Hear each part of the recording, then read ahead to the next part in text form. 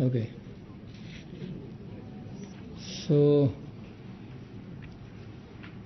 the purification of overcoming doubt. During this stage of purification, a yogi sees the condition or causes of mind and matter. Now, in actual practice, if you have no knowledge of, say, dependent origination and not much knowledge of aggregates and so on, you still can see the conditionality of things, you still can see the conditions or causes of mind and matter. Now, when you make notes of objects, you can see that because there are objects, there is noting. Because there are no objects, there will be no noting. That you can understand easily from just observing. And because there is something to see, there is seeing. Because there is something to be heard, there is hearing, and so on. In that way also you can see the conditionality of things. And also when you bend, when you stretch, because there is the intention to bend, there is bending. Because there is the intention to stretch, there is stretching, and so on. So you also see there the conditionality of things. And when you see something, there is the seeing consciousness. Now you know that seeing consciousness arises because there is the eyes to see and the object that is to be seen. So you can see the conditionality of things even without the knowledge of Abhidhamma or without the knowledge of dependent origination. Now, if you have the knowledge of Abhidhamma and no dependent origination, you can go deeper into the understanding of conditions. So when these conditions are understood, you know that the aggregates in this life are conditioned by or caused by, say, ignorance, craving, clinging, and karma in the past. And so the ignorance, craving, clinging, and karma in the past will be conditions for the aggregates in the future. And so you can dispel the doubt about the past aggregates, you can dispel the doubts about the future aggregates. So when you are able to dispel the doubt or perplexity, you are said to have reached the stage of a Chula Sotapanna or a lesser Sotapanna. So now is the next stage. When he has thus discerned the formations of the three planes together with their conditions, the meditator collects them into groups by way of such categories as aggregates, etc., divided into the past, present, and future. Now, the yogi enters into the next stage. This is the stage of purification of path and not path. So at this stage, a yogi begins to see the three characteristics.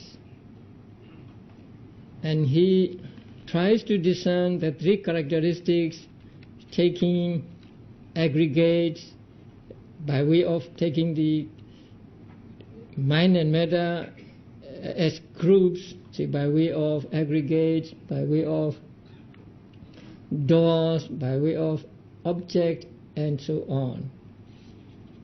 He divides into past, present, and future, internal, external, and so on.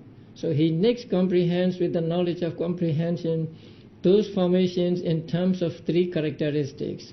So he tries to see the impermanent nature, suffering nature, and non-self nature in the objects by way of duration, continuity, and moment. Now they will be explained.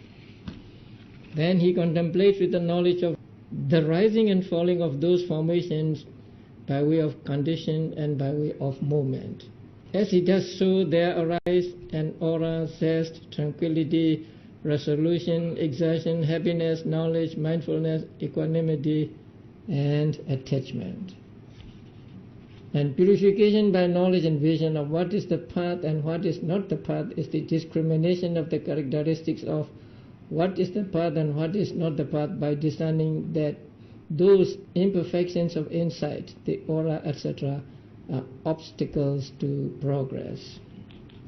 So at this stage, a yogi meets with what are called obstacles to progress, or embodiments of vipassana. Now first, the explanation on collect them into groups. So this shows the preparation for knowledge of comprehension, the phase of development of insight wherein the mental and material phenomena are explored in terms of the three characteristics again. The meditator first considers all materiality, whether past, future or present, internal, external, gross or subtle, inferior or superior, far or near, as comprised by the materiality aggregate. So the material object, whether past, present or future and so on, are comprised by the material aggregate. They belong to material aggregate. Similarly, he considers all feelings, all perceptions, all mental formations and all acts of consciousness to be comprised by their respective aggregates. That means feeling aggregate, perception aggregate, formation aggregate and consciousness aggregate. So this is, he collects them into groups. And then he next comprehends with the knowledge of comprehension. Now this shows the actual ascription of the three characteristics to the formations collected into the five aggregates. All those formations are characterized by impermanence in the sense of destruction. So why are they impermanent? Because they come to destruction, they come to dissolution, because they undergo destruction exactly where they arise and do not pass on to some other state, retaining their identity. Now this is an important statement. Please highlight it if you have a highlight. Because they undergo destruction exactly where they arise. According to Abhidhamma, nothing moves. Everything, every particle of matter and also every state of mind arises and then they disappear. So they do not move to another place or another moment. They do not pass on to some other state, retaining their identity. So at the place they arise, they disappear. They do not move on to another moment or another place. But at another moment or at another place, there arise a new particle of matter and a new state of mind. So at every moment there is arising and disappearing.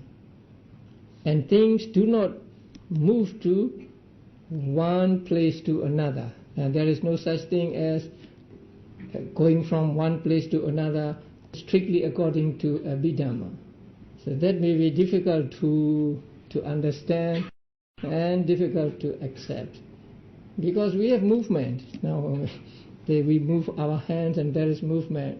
So we think that our hand is moving. My hand is moving, I think, right? But actually, according to Abhidhamma, there is no movement. But at one place, the material particles arise and they disappear, and then in their place, another material properties arise and they disappear, and another arise. And when I have the intention to move, my mind produces some particles of what I call air element. And that increase of air element is what we call movement. Actually, there is no movement. So this is the strict Theravada view of things. So those that arise undergo destruction exactly where they arise and do not pass on to some other state, retaining their identity. They are suffering in the sense of fearfulness. They are fearful because they are dissolving, they are disintegrating, they are being destroyed. So they are fearful because whatever is impermanent provides no stable security and thus is to be feared. If this building is not stable, right? Will you want to be in this building? No, you'll get out of this building as soon as possible. So this building becomes fearful.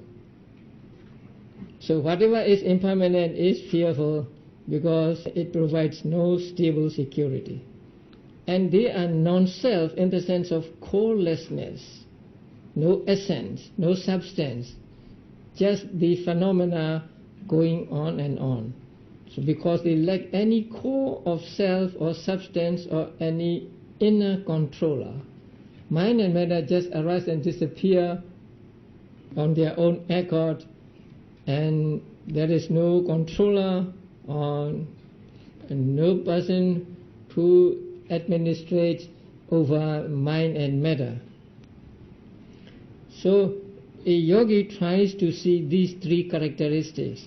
They are impermanent because they are destroyed or they dissolve at every moment, and they are suffering because they are fearful, and they are non-self because there is no inner core. So in this way, a yogi practices meditation on the mind and matter he takes as object. So at this stage, there is a lot of thinking. Now when practicing vipassana meditation, we usually say, do not think, do not make judgments, or do not analyze. So just take the object as it is, or pay bare attention to the object. That means just the attention and no additions of your own. Because in the beginning stages, if you are thinking in this way, you will not make progress.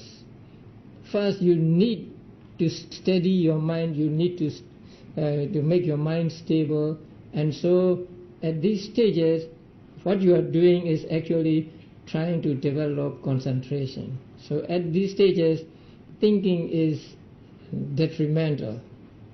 But when you reach this stage, the stage of purification of path and not path, and you do some thinking here.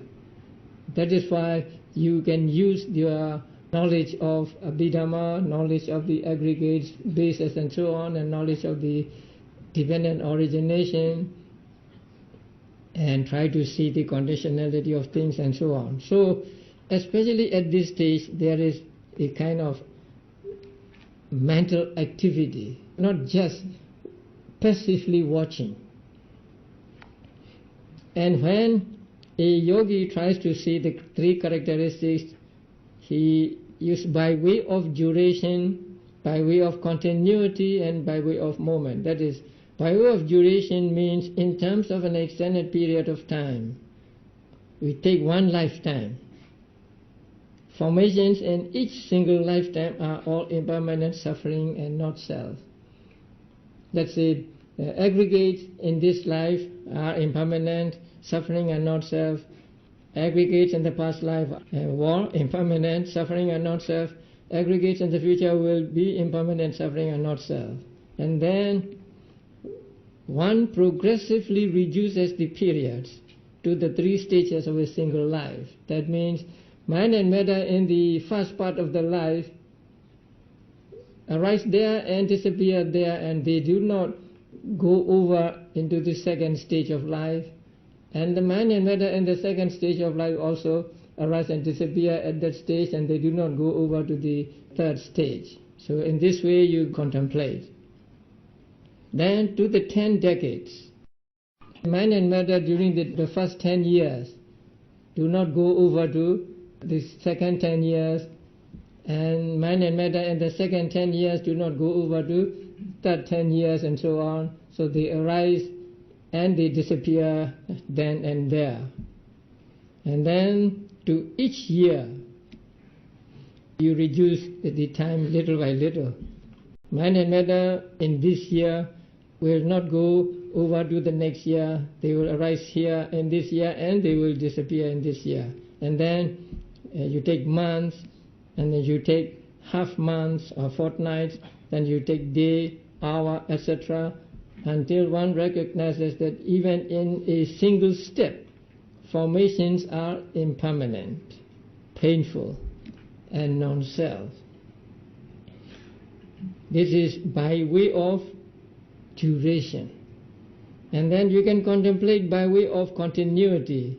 That means by way of a continuous series of similar mental or material phenomena. Now when you are in the sun, there is a one series of material properties in your body. When you get into the shade, there is another continuity of material properties and so on. So mind and matter at the continuity of heat do not go over to continuity of cool and so on. And then by way of moment, and this is the most detailed, means by way of momentary mental and material phenomena. So at every moment, mind and matter arise and disappear. And these you can see for yourself when you pay close attention to the objects. Now, the knowledge of rise and fall.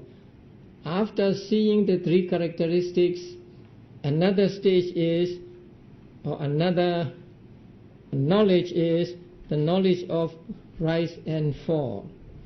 This is the knowledge and contemplating the arising and cessation of formations of mind and matter. By rise is meant the generation, production, or arising of states. By fall is meant their change, destruction, and dissolution.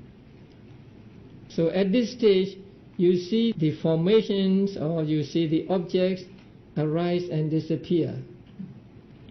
And you see very clearly at this point this arising and disappearing. So whatever object you take, you see that object arises and then disappears. So the arising and disappear are very clear to you when you reach this stage. And here, this knowledge of rise and fall is exercised by way of condition when one sees how formations arise through the arising of their conditions and cease through the cessation of their conditions. So when there are conditions, the mind and matter arise, and when the conditions are no more, mind and matter cease, and so on. It is exercised by way of moment, when one contemplates the actual generation and dissolution of the momentary phenomena in the present moment as they arise and pass away. So when you pay close attention and watch, you will not fail to see this arising and disappearing at every moment. As he does so when a yogi is seeing the arising and disappearing very clearly in this way, during the first phase, tender knowledge of rise and fall as a process of contemplation gains momentum, then 10 imperfections of insight arise in the meditator. So these are the obstacles actually. The first is light. He may witness an aura of light emanating from his body. So some yogis see lights. He experiences unprecedented piti. Since he is now seeing the rise and fall, which he has not seen before, he becomes happy, he becomes joyous. So there is the unprecedented zest or piti. And this piti is called non-human happiness, because it is not experienced by ordinary people who do not practice meditation.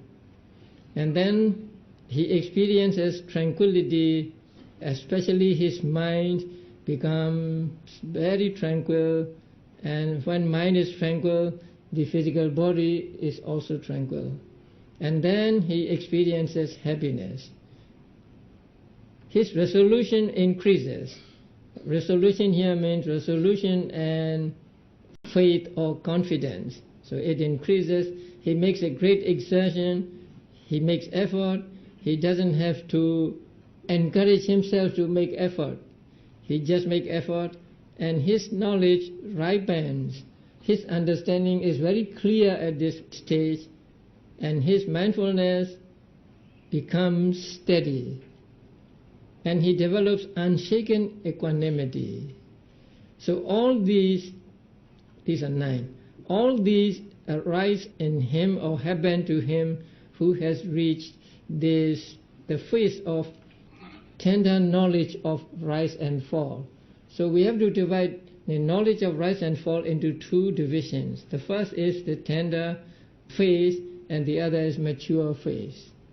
So during the tender phase, these impediments of vipassana arise in him. Now the last is the subtle attachment. When light appears to him, he likes it, so he is attached to it. He wants to keep it, he doesn't want it to go away. And the same way the piti, passaddhi and so on. So when he experiences this, he is very happy and joyous, and also he is tranquil and in equanimity. So he is attached to them. So that is the last one, which is called nikanti in Pali. An enjoyment of these experiences and a clinging to them. So among these 10 impediments, the first 9 are not necessarily unwholesome. They are good experiences. But the last one is an unwholesome mental state, because it is the subtle attachment. Whether it is subtle or not, attachment is attachment, and so this is unwholesome mental state. Unwholesome mental state taking the wholesome mental state as object. So these 10 impediments of vipassana arise in him when a yogi reaches this stage of the tender knowledge of rise and fall. So when these appear to him, what must he do? A yogi who is not knowledgeable may think that these are the enlightenment, or I have gained enlightenment because I have never experienced these before and now I am experiencing them, so this must be what we call enlightenment. Once you think that they are enlightenment, you will stop there and you will not go on practicing. That is why they are called impediments. So when such elevated experiences occur to a meditator, if he lacks discrimination, he will give rise to the misconception that he has reached the supramundane path and fruit. He will then drop his insight meditation and sit enjoying these experiences, unaware that he is clinging to them. So when yogis experience this, it is very important that they know that these are not yet enlightenment. These are just the experiences every yogi experiences during their practice of meditation. So he drops his insight meditation and sit enjoying these experiences. But sometimes I would tell them, you can enjoy for a little, for some time, because they are so precious and so unusual that a yogi may want to enjoy them. So I think enjoying a little for a moment or two is not harmful. But actually a yogi must see them as impediments, as obstacles, and so he must try to overcome them. But if he possesses discrimination, he will recognize these states as mere natural byproducts of maturing insight.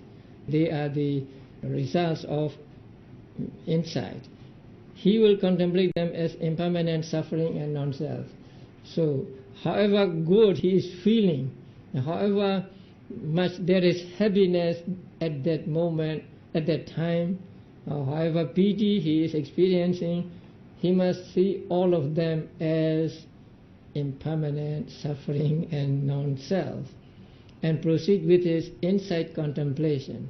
So when these occur, then a yogi has to be mindful of them or make notes of them so that he does not get attached to this. This discrimination between the 10 imperfections as not being the path, that means the right way, and the practice of insight contemplation as being the correct path, is called purification by knowledge and vision of what is the path and what is not the path. So at this moment, a yogi is able to distinguish between what is the correct way of practice and what is not.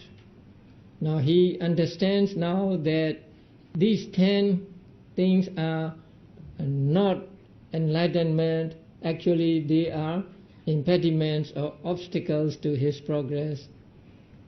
And he must understand that practicing vipassana on these is the correct way of practice.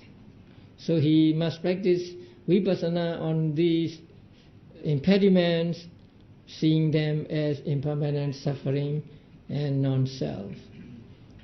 So when he is able to overcome, when he is able to go beyond these 10 impediments, his knowledge of rise and fall is said to have become mature. So between tender knowledge of rise and fall and mature knowledge of rise and fall come the 10 impediments. Because a yogi is interfered with by these impediments, his knowledge of rise and fall was not mature. But when he is able to see them as impediments and also see that practicing vipassana on them is the right path, then he is able to move into the mature stage of knowledge of rise and fall. The next purification is purification of the way, purification of the practice. When he is thus free from those obstacles to progress, when he is able to surmount, when he is able to go beyond these impediments, as he practices, he passes through a succession of insights in regard to the 3 characteristics, beginning with knowledge of rise and fall and culminating in conformity. That means from that time on, he makes progress and he goes through one stage of knowledge after another. So here, these knowledges are given as beginning with knowledge of rise and fall and culminating in conformity. So if you go back to the 10 vipassana knowledges, it's on page 346, now you see knowledge of rise and fall is number 2 and knowledge of conformity is number 10. So from number 2 to number 10, he moves from one to another. Now here the guide gives the explanation of these vipassana knowledges.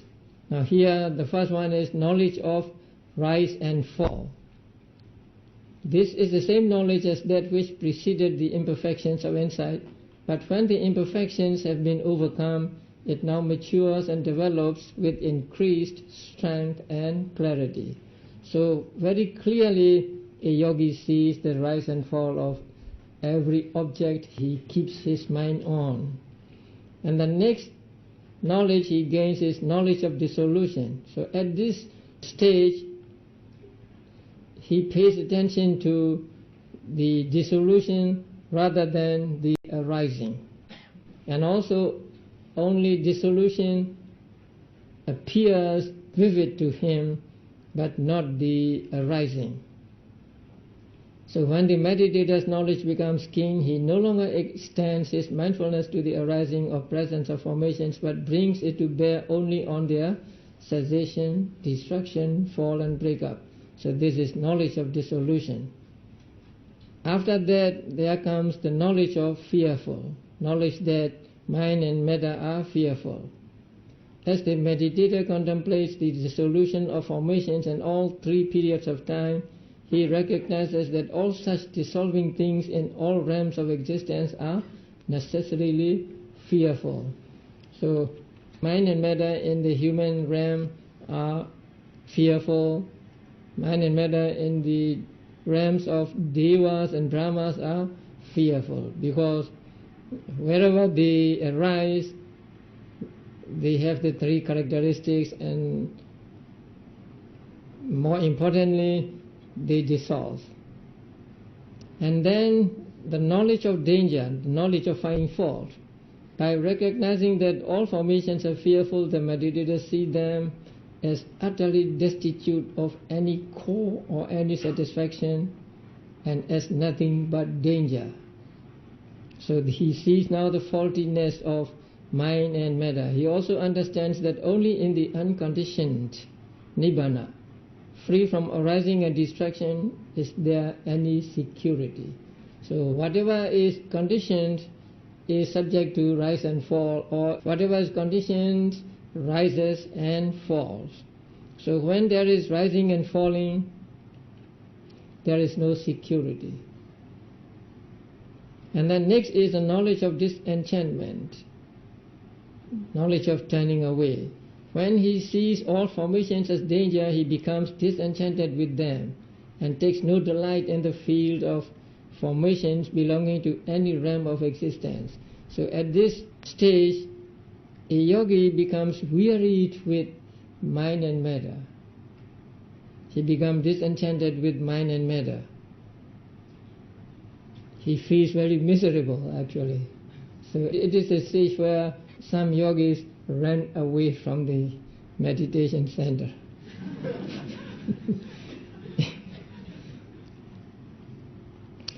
Okay, the next stage is the desire for deliverance.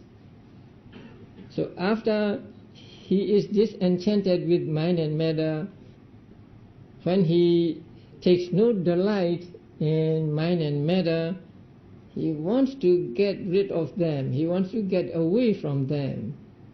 So there comes the knowledge of desire for deliverance, desire for escape. So it is the desire arisen in the course of contemplation of being delivered from the whole field of formations and escaping from it. And then when the yogi wants to get away from them, he re-reflects on the mind and matter. In order to be delivered from the whole field of formations, the meditator again re-examines. That means he practices vipassana again on mind and matter, or on the five aggregates, attributing the three characteristics to them. That means seeing them as impermanent, suffering and non-soul, non-self. And when he clearly reviews those formations as marked by the three characteristics, this is knowledge of reflective contemplation, or knowledge of re-reflection. Now this stage is necessary, because if he does not re-reflect on the mind and matter as impermanent and so on, his mind may turn back to seeing them as permanent and so on. So it is important that he practices vipassana further on the mind and matter, or on the formations, or on the aggregates. And then he reaches another stage, knowledge of equanimity towards formations. After he has passed through the reflective contemplation, the meditator sees nothing in formations to be taken as I and mine. So he doesn't see anything in the mind and matter to be taken as this is I or this is mine. So he abandons both terror and delight. He is still taking mind and matter as object, but he is able to abandon both terror and delight. He is not afraid of mind and matter. He does not take delight in mind and matter. His mind becomes impartial and becomes indifferent and neutral towards all formations.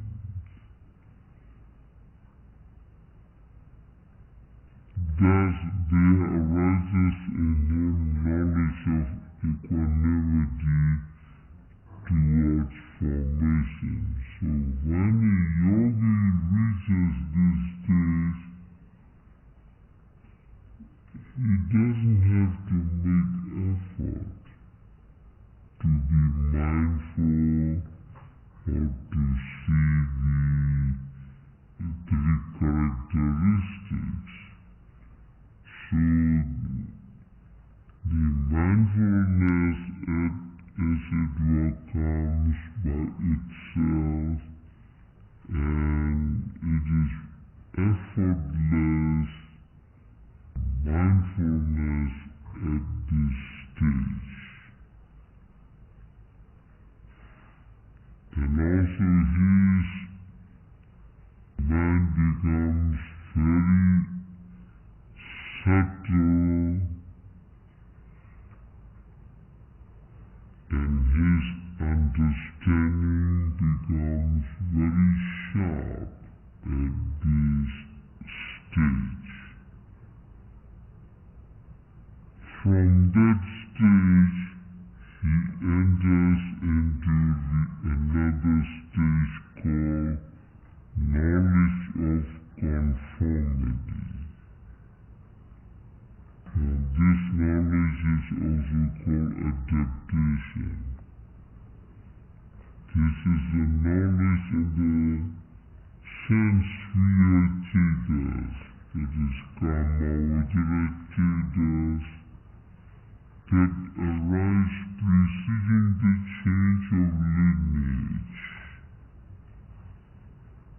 in the cognitive process of the supramundane paths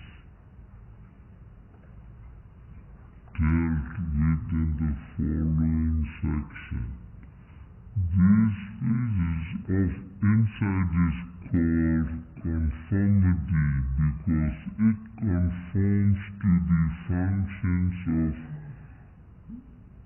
truth both in the preceding 8 kinds of insight knowledges and in the path attainment to follow. This is called conformity because it conforms with the previous as well as the succeeding. It is like a buffer between two things. It is in conformity with the preceding as well as it is with the succeeding.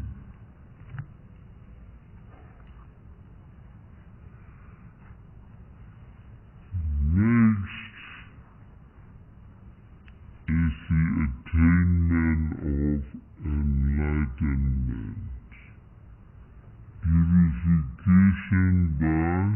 when say idani aruno uggamisatiti, when dawn is about to arise, he reached Buddhahood. So Bodhisattva practiced meditation the whole night, and as dawn comes, he reached enlightenment, he reached Buddhahood. So that is described as when dawn is about to come. Just almost simultaneously as dawn, Bodhisattva attained Buddhahood. So something like also in this sentence, when he says, now the absorption of the path will arise, means not that he is thinking in this way in his mind at this moment. So we must take it as a usage in Pali language, which means when, say here, when the absorption is about to arise. So when the absorption is about to arise, what happens?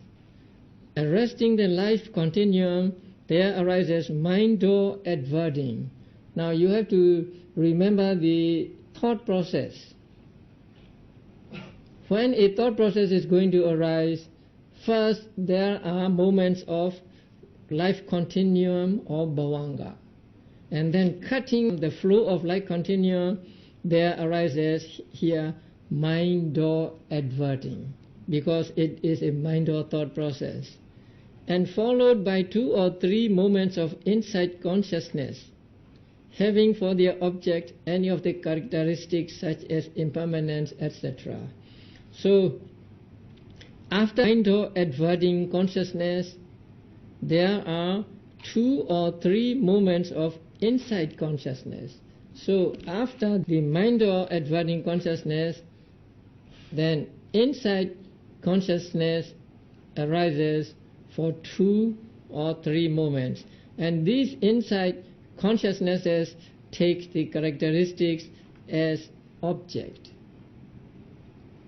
And these 2 or 3 moments of insight consciousness are called first the preparation, and then access, and then conformity.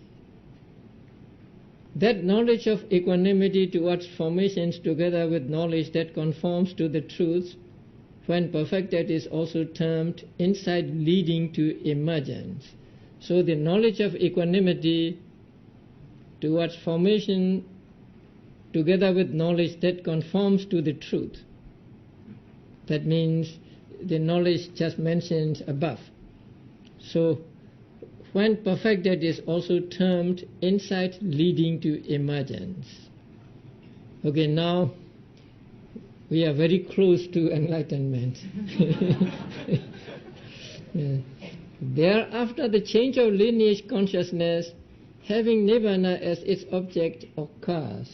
So now the change of lineage arises, overcoming the lineage of the worldlings and evolving the lineage of the noble ones. That is why this moment or this type of consciousness is called change of lineage. Overcoming the lineage is one meaning of the original Pali word, and evolving the lineage is another meaning of the same Pali word. The Pali word is Gotra Bhu. You can see the Pali word above in the Pali section, Gotra Bhu Chitta. So Gotra means lineage, and Bhu is made to mean overcoming and also evolving or entering into. So that consciousness arises taking nirvana as object. Immediately after this, immediately after the change of lineage, the path of stream entry, that means the first path, fully understanding the truth of suffering, abandoning the truth of its origin, realizing the truth of its cessation, and developing the truth of the path to its cessation, enters upon the supramundane cognitive process of absorption. You know what it means? That means just path consciousness arises. Now, when path consciousness arises, it is said to do 4 functions simultaneously. When there is a lamp, an oil lamp, it does 4 functions at the same time. It gives light, it dispels darkness, it burns the wick, and also it exhausts the oil. So in the same way, when path consciousness arises, it does 4 functions simultaneously. And these 4 functions are fully understanding the truth of suffering. That is one function. Full understanding of the truth of suffering, this is the first function. Abandoning the truth of its origin, the second function. Realizing the truth of its cessation, and seeing face to face, the nibbana, is the third function. And developing the truth of the path to its cessation, that means developing the 4th noble truth.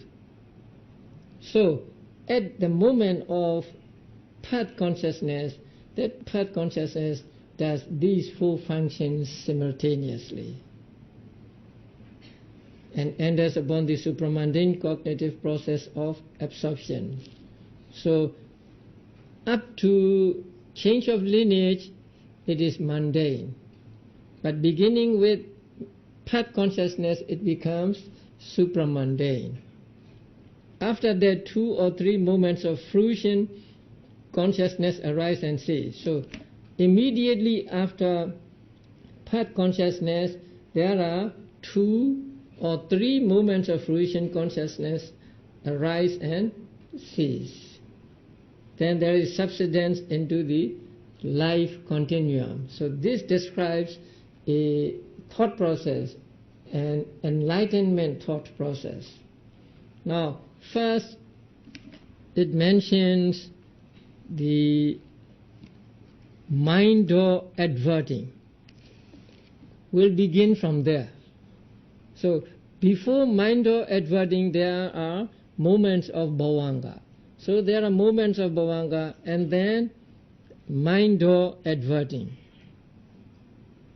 And after mind door adverting, there are 2 or 3 moments of insight. So they are called preparation, access, and conformity. So let us take just 3 here. And after that, there is change of lineage. After that, there is path. And after path, there are 2 or 3 moments of fruition. So this is the enlightenment thought process. Let's do it again. We begin with what? Moments of bhavanga. And then there is mind door adverting. And then preparation, access, and conformity. These 3 belong to sense sphere consciousness. Here the sense sphere consciousness accompanied by knowledge. And after conformity comes change of lineage. And after change of lineage comes path. And after path, 2 or 3 fruition consciousness. And after that, again, moments of bhavanga. So this is a thought process of enlightenment. Now here, the consciousness's preparation, access, and conformity take formations as object. But change of lineage takes nibbana as object. And path consciousness and fruition consciousness also take nibbana as object. So in this thought process, some moments of consciousness take one object and others take another object. So there is difference of object in this type of thought process. But in other types of thought processes, the object must be the same for all the types of consciousness included in the thought process.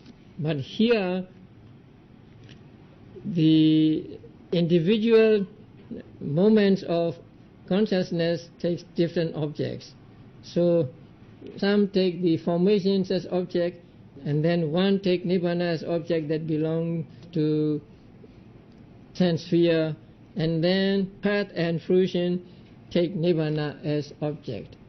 So when fruition consciousness arise and disappear, a person is said to have gained the first stage of enlightenment, so he is a Sotapanna. After that enlightenment thought process, there come the reviewing thought processes. So after getting the enlightenment, everybody reviewed 5 things. They review the path. They review the fruit, that means the fruition consciousness. They review the Nibbana.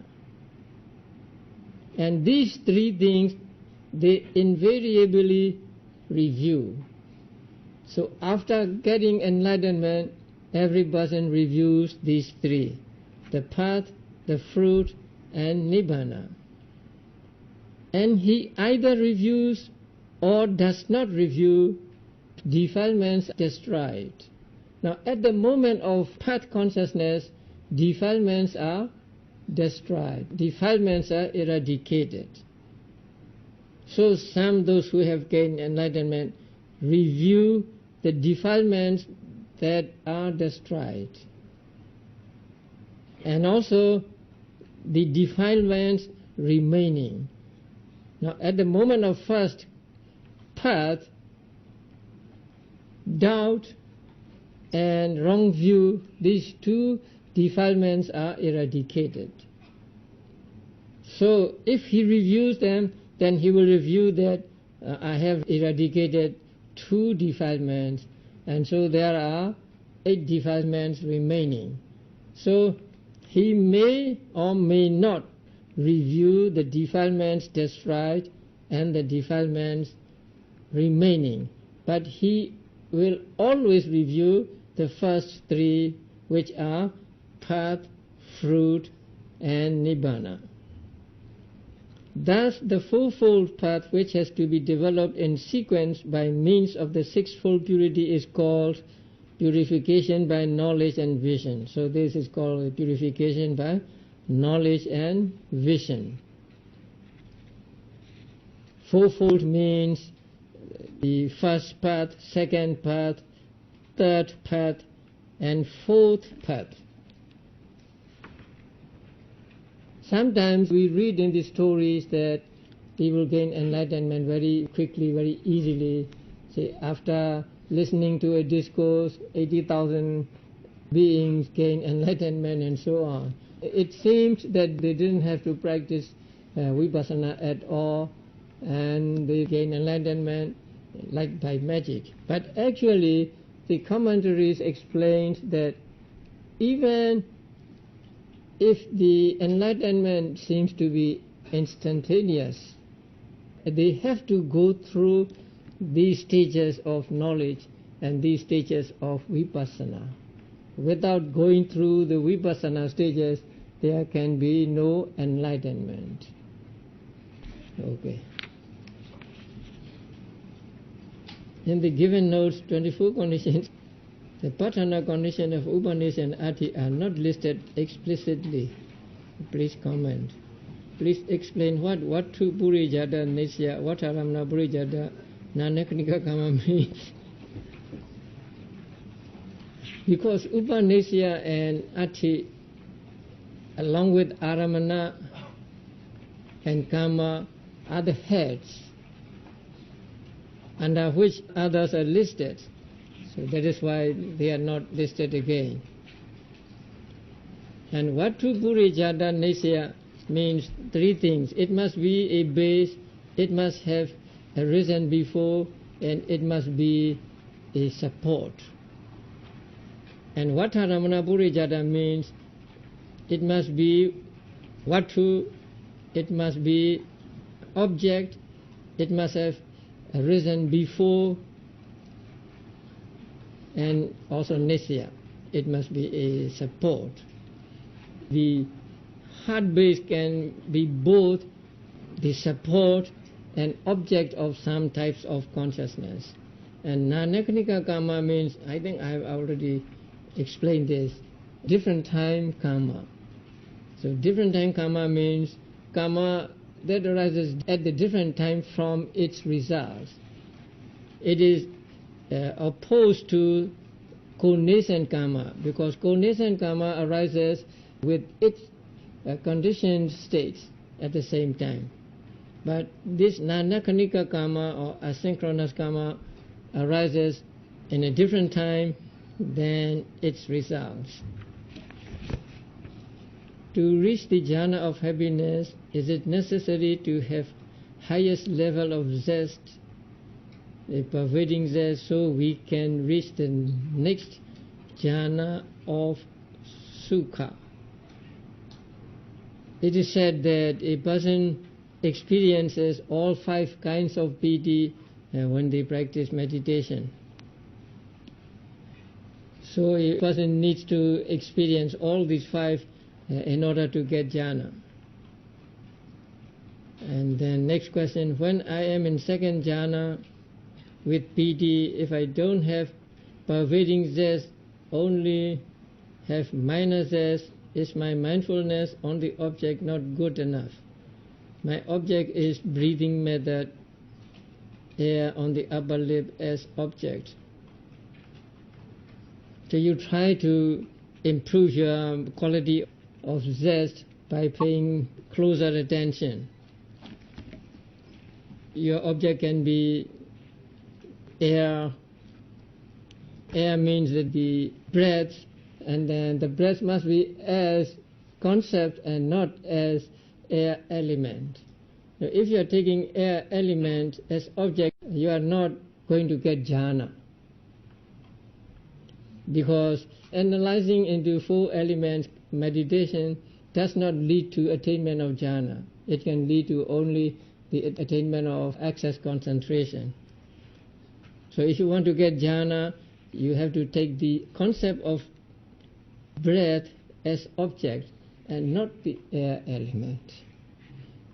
But if you want to practice vipassana on the breath, then you take the air element as object, not the concept of breath as object. That is important, and you should understand that you can practice both samatha and vipassana on the breath. And both means not at the same time. So if you want to practice samatha meditation on the breath, then you keep your mind here and then try to be mindful of the breath as concept. Breath in, breath out, breath in, breath out, breath. So when you are saying in, out, you are concentrating on the concept of breath. You can practice vipassana on the breath also, but then you don't try to be mindful of in breath, out breath, in breath, out breath, but instead you try to be mindful of the air element here. You notice the air element functioning here, and air element has the characteristic of extending or support, and it has a function of moving, and so any one of them will be clear to you here. And so you practice vipassana on the air element, keeping your mind at the entrance of the nostrils. So if you want to get jhana, you take concepts as object and not the elements as object. That's all. Okay.